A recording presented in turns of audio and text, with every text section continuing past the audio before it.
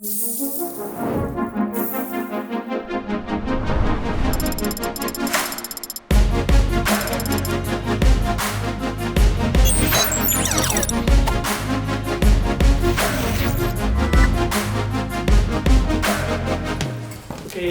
everybody, I'm going to present...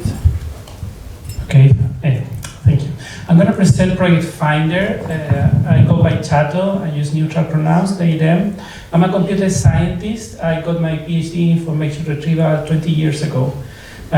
So I am the coordinator of Project FINDHR, and our project is similarly to bias. It's a project about related to algorithmic hiring and human resources. And we define algorithmic hiring as the usage of these AI-based tools for sourcing and for assessing job candidates.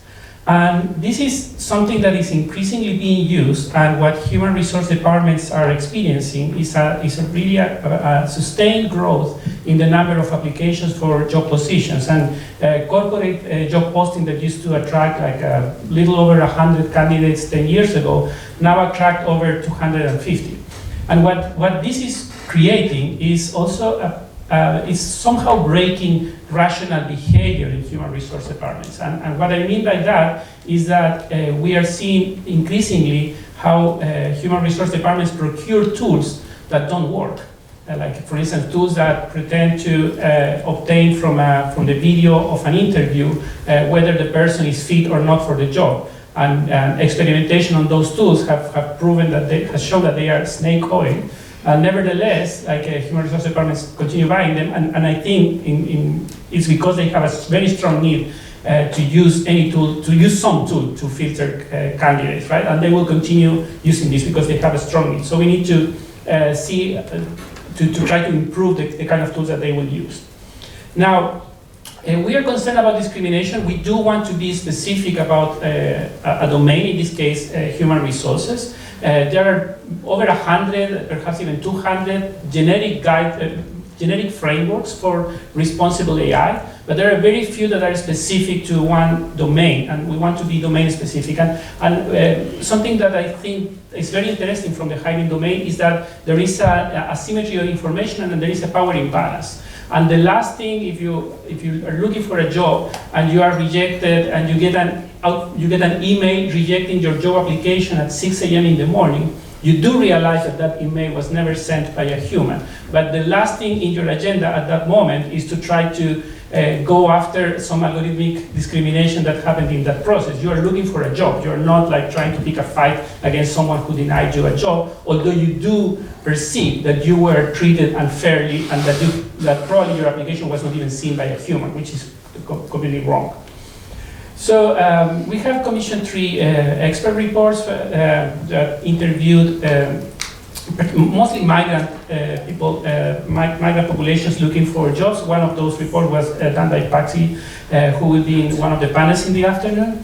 And in the interviews, like, people seem to realize that there are first, that there can be biases in algorithmic hiring tools, and that the tools can reproduce pre-existing biases, and also that it's not that they are not sure whether people actually read like the applications and their job applications, right? So I think people are increasingly aware that there are algorithmic tools being used, and they are increasingly distrusting them. And this trend may continue, and it may get worse. So I think this is a great time to do an intervention in this.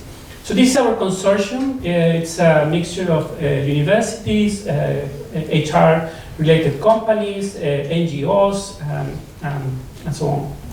So we are looking at the entire pipeline of hiring, from sourcing to evaluation, and there are many opportunities for biases to be introduced in different stages of this pipeline. And we have done part of members of our consortium have done a very detailed survey about this.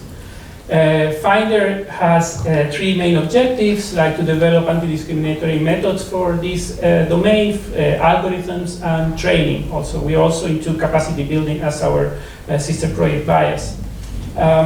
With respect to methods, we are trying to develop these methodologies for algorithmic hiring and analyzing in a multidisciplinary way with the technical aspects, ethical aspects, and legal aspects, and the requirements that they entail for algorithmic hiring tools. We have first drafts of guidelines for impact assessment, quality monitoring, and software development. We're also working on this. There was this topic in the morning that is about the usage of protected characteristics of people to evaluate whether they are being discriminated. This is a very complex issue, legally and technically. And that's one of the things that we are working on in our quality monitoring protocol and implementation. We are trying to collect external feedback. There is a QR code somewhere in a flyer next to you where we're looking forward for your comments.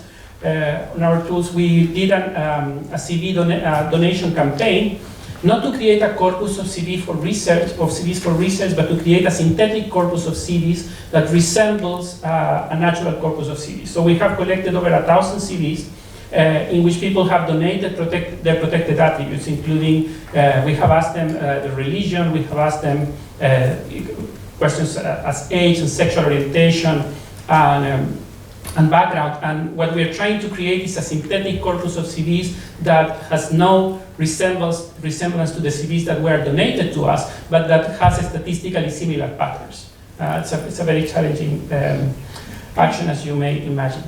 We are also trying to understand algorithms interfaces. We're doing interviews, we're doing behavioral studies where we show to people and to recruiters list of candidates with their photo, with their names, without their names, in different orderings, and seeing how people react to rankings. As I said, I did my PhD in information retrieval, so I care a lot about ranking methods. And the project is really has a strong focus here at the University of Amsterdam. Some of the researchers here are also working on ranking methods. So we have a survey, we have a corpus, we have interviews, and we're doing these behavioral experiments actually in these weeks. And we have already we are in the process of creating a software library for distributed quality monitoring. Here is another view of our algorithms and intervention points. We want things such as having good diversity of candidates, having fair rankings, and this is also a very complex issue to define, and ideally to have also a fair outcome that is equitable. Finally, we have also the intention to create capacity. We have a 30-hour training course. We have recruited over 100 potential students for our course. Some of our partners have been working to create a web portal, a Moodle, and collecting materials. We have 10 theory units, we have 4 case studies, we have 8 hours of data analysis using graphical tools for people who don't program, and using Python notebooks for people who program. So we also want to bring a quantitative dimension to help train people who maybe are not used to do data analysis, to help train them into doing data analysis, to really be able to quantify discrimination in algorithmic hiring. And what we would love to have at the end of the project, and we are about halfway, is to have more bias preventing a solution. We want to address the exclusion that certain groups are experiencing due to current tools, involve underrepresented people, and increase capacity to develop and to audit also these algorithmic hiring systems. So that's the idea, and that's my presentation. Thank you.